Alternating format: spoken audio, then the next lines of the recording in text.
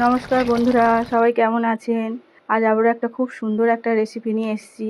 আজ বানাবো বেগুন আলু দিয়ে পুঁটি মাছের একটা খুব সুন্দর একটা রেসিপি। আপনারা যদি ভিডিওটা ইউটিউব থেকে দেখে থাকেন তাহলে চ্যানেলটাকে সাবস্ক্রাইব করে দেবেন।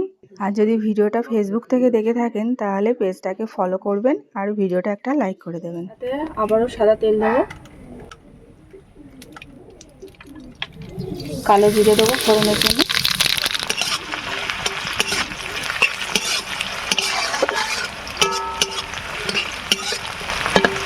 প্রায় পেঁয়াজটা ভাজা হয়ে এসছে।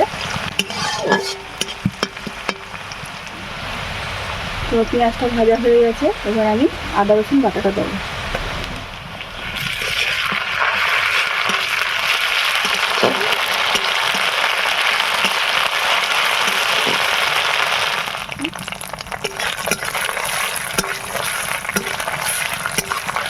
আমি এখানে আবার একটু জল দেবো।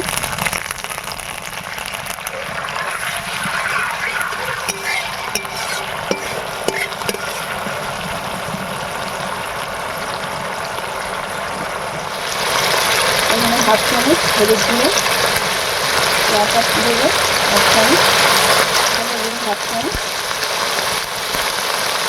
জিরে দিয়ে হাফ চামচ, আর স্বাদ মতো নুন। মশলাটাকে ভালো করে কষিয়ে নেবো।